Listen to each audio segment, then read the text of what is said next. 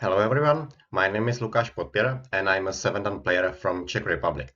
So this time I was asked by London Go Center to record a few videos on a middle game topic, which I actually really appreciate because in my opinion middle game is the most important part in Go and it's of course the hardest field to learn to play well. So this will be first of the series of the videos, so I hope you will enjoy it. For today I choose the topic which I believe is kind of underestimated by a lot of players, and actually in my opinion it's very important, and the topic is positional judgment in a middle game. It's actually very useful to know like the score estimation and to know how well we are doing in the game, because that can help us to make sure that we are playing actively enough, or in case we are ahead, we can just play calmly and we don't have to play the strongest moves possible. So I prepared 3 examples. 2 of them are from my games and one is a world-class level professional game, and we will take a look there how to count the score in the middle game and also try to find the best solution for each of the players how to behave in that specific situation. So we start with this game, which was played roughly 1 month ago. I was white in this game and my opponent was Pal Balog, a champion of Hungary. We played this game in Pandanet Team Championship in the last round. So we will just quickly get to the position where we will start our score estimation. So first of all, I went for points here and my opponent went for influence. I took the bottom side and my opponent decided to concentrate on the right side. So still black is trying to make the right side big. I got the extension at the top. Still, we can see that black is expanding the right side. On the other hand, black's wall on the top left was a bit eliminated. Also, black has to be careful that it will not become a heavy group. However, black stones are relatively strong themselves, so black actually made some kind of base very quickly, and black got center and black managed to play this Sansan invasion.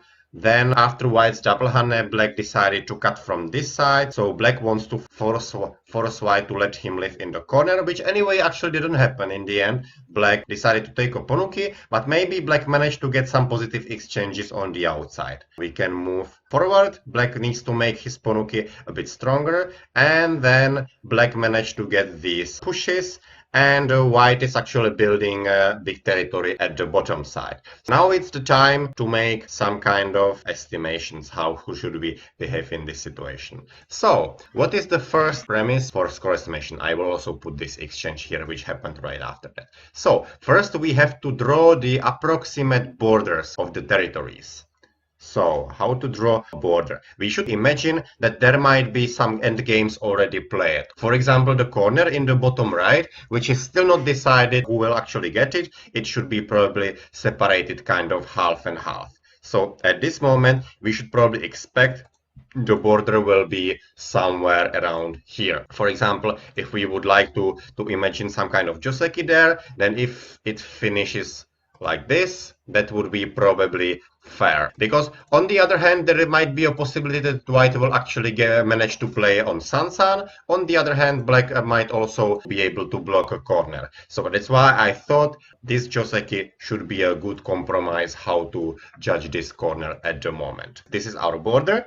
Then we can continue here. This is not that hard to mark. Then the border will be, let's say, around here. We also have to connect the stones at O15 and Q11 somehow with the border. So probably it will be somewhere around here. What do we have next for black? Black, of course, has this kind of solid border here. That's of course true. Then this. Black has a bit here, but that will be a 1 point locally plus 1 point for the prisoner. And we also need to connect these stones with the stone at G14. So how much actually black will be able to build there? That's a good question. I think we should make some kind of compromise like this, for example. I think this amount of points is very likely, something like that. Also, we might think about what is this stone doing, but there are these 2 stones and it's not really clear who will actually get there first. Or maybe black can think about playing there, but the question is if this place is actually big enough. So let's keep it there and let's keep it neutral so far. So what do we have here for white? White, of course, has some small territory at the top side. Most likely it will be something like this. I'm actually putting the border at H19 and G18. The reason is that black can get this endgame anytime in absolute center, and there is no reason why black shouldn't get it, and white will always answer that. So that's why I put the border relatively deep inside white space. Actually, it's not that easy to mark the border even in the top left corner. We can start here. This is relatively clear. However, I wouldn't definitely put the border this way. I think this would be very ambitious, because if black gets center and gets to play a big move in the endgame, then actually black can play here, and white can only defend this way. So that means the border is much smaller than we would probably expect. So D19 is very unlikely that it will actually happen. White has to spend there at least a move.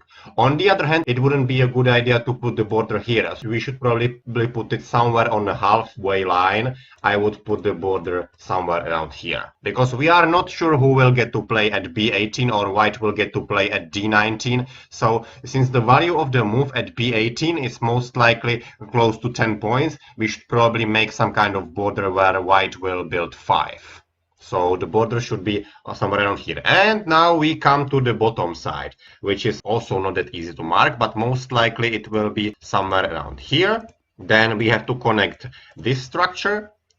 So then we continue in this direction, here. And now how is the end game in the bottom left? That's also a very interesting question, because black can very easily reduce white there quite a lot. So if black plays here, white plays here, black plays Hane, then white doesn't have to answer directly, but if white does, white can play only here. So the territory would become much smaller. On the other hand, if white plays here, then of course the corner becomes much bigger, and also white might actually think about tenuking black's a4. So that's why I would probably again put it somewhere on the halfway line. So this should be the border. We should make sure that we actually made the borders everywhere, and actually not all of the borders are still 100% fixed, because we can of course think about black's invasion here at M3. However, the question is if it's a good invasion, because white can always jump into the corner as a compensation. Also, on black's side, so it's very possible that white will actually manage to invade here or here, for example, because there are still 2 invasion points, and even though none of them are very easy to handle in case white jumps inside, black will still probably get some kind of compensation from the attacking. So white will of course not invade on both places, but invading on one place is quite likely.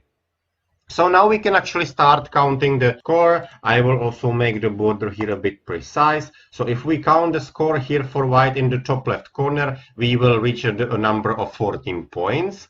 Then at the top side, we will get something like 7 points. In the bottom left and bottom side, if you count with me, we have 10 points like this, 11, then we have 12 here, 23, 3, that's 26, 28, 29, 3 dead stones, that's 6 points, 35, and plus extra points here. So we have about 40 points at the moment. Plus we have those 21 points which we got in the other territories. You of course don't have to be directly that precise, but we should at least roughly know the score. So we have 61 points for white, and white of course has a commi. So white has something about 67.5 points at the moment, roughly. So how big is the right side? Because that's black's biggest territory. So if we just make a line this way, so that will be 3 times 15, right? So that will be 45, 46, 47, 48, 49, 50, 51 points. If black manages to defend everything. So let's expect white will defend everything at the bottom, and black will defend everything on the right side. So now we can see that black has 12 points here, right? That's probably something like 63 in total, 64, and black has also 1 prisoner. So it's like 65 at the moment. So we can actually see that white has probably very slight advantage at the moment. Of course, it was a rough score counting, but still we can get some kind of answer about the score estimation at the moment. So according to this, actually black should start to behave. And also we can actually first answer the question, where did black make a mistake? In my opinion, when we were proceeding into this position, I think black's Joseki choice in the bottom left was not the greatest. So black probably lost a bit there, so that's where the 2.5 points lead for white came from. So black can of course think about just fixing the territory like this, but that's probably not good enough. Black can also think about playing here, I think. That's probably also fine move, but white will also get this in center, and white will get center and switch somewhere else. So black probably also didn't feel like this would be good enough. Probably very acceptable move would be to block this corner, but white will also jump up, and even though black fixes the corner like this and gets some extra points, on the other hand white will also is expanding the bottom side. So black probably believed that playing like this wouldn't be enough. So black decided to invade here, and we can see how the score estimation will be changing a bit, because even though black managed to make some invasion here and managed to basically destroy this kind of area which we used to count for white, black actually still needs to come back here to confirm the territory on the right side, and still it didn't change the fact that the sun is still open. So black's corner is still not 100% clear, and at this moment white managed to get this cap, which is luxurious. And if black would be jumping with white in this direction, white will be able to destroy black's right side. So even though black managed to destroy white's bottom side, white will manage to destroy a big part of black's right side. So actually white can get a compensation for that. So that actually was exactly why I was saying that we might expect that white will manage to defend everything at the bottom and black will manage to defend everything on the right side. However, if one of the sides invades, then it's actually expected that most likely the opponent's territory will be destroyed a bit as well. And we can see what actually happened later in the game. Black got a weak group here and started to escape. However, black still tried to expand the center, and after all, actually black's invasion group was cut off at this moment, because black might think about playing like this, but white can still cut from upstairs, and of course white's territory at the bottom became even bigger than before. So the question is if black shouldn't play something better, maybe jump out, but still we can see that if white wants, white is still able to defend all of the territory we basically counted for him before, and black is still left with the territory on the right side, but still it doesn't change the fact that the corner is still open, and also white can still enter black's center around h8 and also on the other side at j12. So even though in the situation we started from, at this moment we concluded that white's slit is very narrow, the situation is already not easy for black, because if black wants to do something with the game, black not only needs to make white's territory smaller somewhere, but black also needs to make sure that he will manage to keep everything on the right side, which is also not that clear.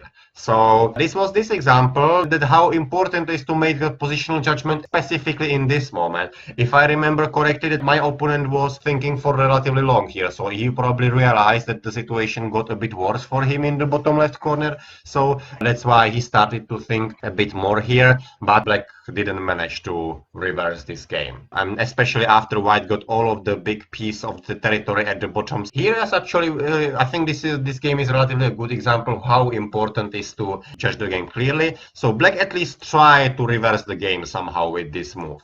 But if black would just be focusing on building the right side, most likely black cannot win this game. So black at least tried hard here. So that was about this example from my game. And now I think it's time to switch to second example, which is from pro game, which was played not so long time ago in the final of Emily Cup. And it was between two Chinese world-class players, Xie Ke and Miu Ting. This was actually the final game, like the fifth game, because it was a best of 5 match. And we will start the game from this position, but we will just quickly get there like before. So black went for influence at the top side, white is focusing more on the corners, but here white actually let black to take the corner, and white decided to get some territory at the bottom side also in order to reduce black's influence on the right side. But black is still making the right side big somehow. So white decided to live inside, but black is trying to squeeze white here a bit and trying to build a bit more on the left side, but white again made an invasion there. So white managed to live there in a bit complicated way, but white managed. Then black played here, and now at this moment we are actually getting into a quite tricky situation, because white actually seems to be super solid everywhere. Like white is very solid everywhere, so for white it's not that hard to count what the score exactly is. On the other hand, black actually doesn't have almost any clear points. Black has some points in the top right corner, but black needs to make really precise positional judgment at this moment, how severely actually he has to play in the center and how hard he has to go for that. So we will count the score for both sides, and especially for white we will count very precisely. Then black might have a chance to realize how hard he has to go for the center. So at the moment we can count this border for white.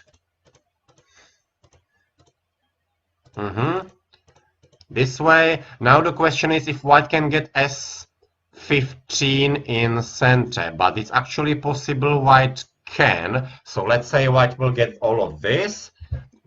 We can also expect white's border will be this way, will happen this way. So like this. Black can play the Atari at B17 almost any time. So most likely we can count the border this way. So this would be white's territory. So then black can play the endgame at F1 almost any time. So black will actually get to play there 2 times on the first line. So actually white's territory will be only big like this. And then this would be most likely white's remaining border of the territory. Of course, there is a stone at G5, which is very weak, and we might probably expect that white will manage to capture it, but it didn't happen yet. Now it is actually a very tricky situation that we can actually see that white can always play here and connect, but white can also play here and get some extra points. So actually most likely these 2 situations are kind of mei. So I probably wouldn't count it for either of the sides at the moment. Also, we might also think about that white might actually try to kill black here, but that's not true, because if white tries, then black plays here and white is in trouble. So that's also not working. So we can probably count it as a mei. Also, black probably cannot play b7 directly because white can live on the other side at c11. So we can probably expect that white will build a few points in this area. And as I said, c5 and b5 stones will be counted as neutral. Same with the Kosumi at b13 and c12. So we will count directly the score for white. So how much do we get? 8 points here, 9, 10, 11, 12, 13, 14. So we have 10 here, 5 here, 8 here, so 23. So here we have 37. Then maybe like 3 points here, so we have 40. And here we have 8 points here, 3, that's 11. Here we have 9, 20. So it will be like 22 plus 40 plus 23, 45. So in total we have something like 62 points for white, plus Komi. So probably white is already at something like 68.5 points, so close to 70 points. So how much do we count for black at the moment? Black will probably get his territory like this. So let's make the border this way. So we have directly this clear territory. And here we can probably expect black will have a territory like this. So there will be exactly 5 points. There is, of course, after this Atari, few points in the top left corner already. So we have 12 points here in this area. And then we have 2 points here, 14, 15, 16, 17, 18, 19. Maybe 20 here, 25. So black has like 25 points which cannot be stolen from him, and we counted 68.5 for white. So black probably needs to make close to 45 points in this area in the center to make sure that the game is even. I actually intentionally didn't count any points for black, even though it's very clear that there will be a lot of points soon, like here or here, for example. But we have to make sure how much exactly black actually needs to make the game at least even. Well, let's imagine how much is 45. So if we imagine that, let's say, black will have the border here, then black would have to close everything at least like this to make the game probably around even. That's not that easy, right? That's not that easy. So, and also central territories have one big disadvantage. They have to be enclosed from all four sides. So that means they will be getting smaller in the end game. So black actually has to play some very ambitious move in order to be able to close the central territory. And also we should note that from this side, in the top left corner, it's still open as well. So that's why black decided to play such an ambitious move here. But we will see that actually even such an ambitious move still didn't prevent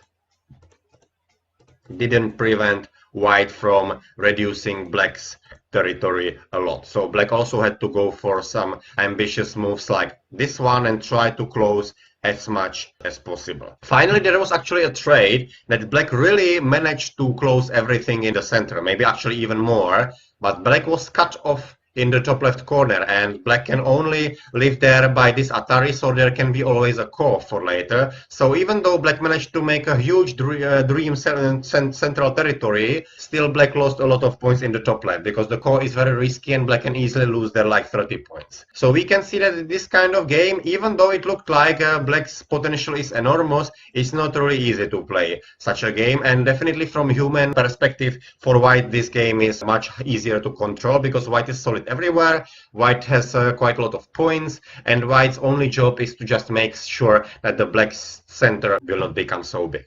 Actually, I was discussing this situation with AI, and AI also concluded that white is actually not leading by much. The difference was probably about similar as in the previous game I have showed, like white probably was leading by 2 or 3.5, but actually in a high down level pro game, in a world-class games, that's not a small difference. Not really easy for black to turn around this kind of game. However, this move is inspirational for sure, but it was not enough. White managed to handle this game until the end and drove the game home. So this is actually another type of game which is not really that easy to judge, especially from black's point of view. And actually a very similar game, it will be the last example which I will show. And this is actually my game again from a very recent World Amateur Championship. I was black here and I played against Stanislav Frejlak. This was a game in the last round, and it was for her very high placement. So it was a very serious game as well. So there was a very simple opening at the start, and white initiated a fight here. But white was unable to find a good result in this corner. So in the end, black managed to capture these stones, and even though white managed to get some kind of compensation here, still this result is very good for black, because black's corner is very big. However, white found some chance in this position while black got separated here, and even though there was some kind of exchange after all, and black managed to cut through this way, white managed to get some compensation here. White managed to get some compensation, so black probably played a bit soft here, so white recovered a bit after the bottom right corner. But black's power was used for invading at the top side, and finally white played here. And this is actually a situation which I remember I was thinking for very long about, and it's needed to make a positional judgment at this moment. Because the question is, how much actually white is allowed to build in the center that black will be still leading the game. So once again, we have to draw the borders. So black will be forced to capture at r6, so black of course cannot have a point there. Most likely black's territory will be something like this. Then we might probably expect black will be able to defend the corner in the bottom left. The question is, if black is able to defend the bottom side, but it's definitely an option that black might actually just think about playing here, and probably black will be able to manage to defend the territory this way, for example. Then black has a territory already here, like this, And black has also some small territory here at the top side, like there is a group. Black can also think about capturing G18. That's a very big endgame, but not urgent at the moment. But if we take a look at the bottom side, first finalize the border here. So we can count 2 times 19 minus 1. 3 points here, that's 40. Then we have 48, 49, 50, 51 here. 61, 63, 64, 65 at the bottom side. Then we have, I would say 15 points in total in these two territories. So probably black has around 80 points at the moment. And black has also one more prisoner than white, so black is around 81. So that means white needs to make around 75 points on the board to make this game at least even. So we can probably expect white will have all of the territory here. That's of course very likely. So white has 10 points there. White has a border around here. So in total, white has nearly 20 points in both of these territories, because here is probably around 8 or 9 points, same here. So probably in total like 18. And we were talking about 75 points on the board at least to make the game even from white's point of view. Right? So how much does white needs to make in this top left part, or on the left side, or in the center in total? Probably somewhere around 57 points, or 55 for sure. So again, we can actually imagine how much is that. So how much is 55? So that would be probably something like this. And also white has to hope that he will get to play at f18, which is a huge endgame at the moment. Then also white can of course dream about that white will actually close some territory in this area. That's of course very likely. But still there are these two stones which might be connected later, and we shouldn't forget that c15 is not really dead yet. So that's probably why white decided to play this super ambitious move instead of just closing the territory this way, because if white plays here, and then it's actually possible that for black is just good enough to maintain the territory at the bottom side. Of course, if black plays here, the territory will be slightly bigger than before. So most likely black will not have 85 points on the board, but most likely 90 or 95. So that means white would have to close at least 70 points in the top left quadrant. And that starts to be very tough, especially if white doesn't manage to get this move, which is a very huge endgame, and it's still left there. So that's why white plays this kind of ambitious move. Black should actually be still doing very well. So black actually started to live here, and black actually lived here in a relatively fine way. So actually black also managed to get some extra points, like 3 or 4 more points. And also basically top left quadrant is now almost 0 for white, because still black has this move left, and if black plays there, then white's corner is almost 0 points. On the other hand, a very big part of black's bottom side will be destroyed at this moment, so we might actually make another positional judgment what actually black should do at this moment. So we have already said that in this part and this part in total, black has probably around 18 points. So we don't have to draw the borders anymore, and probably we should expect that this corner will be now off around this size, and this black's territory will be probably of this size. So we have 6 dead stones here, that's 12 points, 13, 14, 15, 16, 17, 18, 19. Now we have 10 points here, that's 29, 7 points here, 36, 37. And then we have 13 points here. So even if white destroys the bottom, still probably 50 points is very likely. Plus those like 18 points in both of these small territories and few points here. So it's very likely black will still get to 70 points very easily, and probably a bit more. So that means white needs to make at least 65 points on the board to make the game even. So white has in total in these territories, white has also a bit less than 20 points. So that means white needs to make in this area about the similar size of points as black has here and here. So is this in theory possible? I think it's very unlikely. Okay, white has also a commi, so probably white needs to make this plus commi as this and this, but that looks very unlikely. Because center is still open, black is still able to connect these two stones somehow, and also at the same time black might still enter around this area, around b8.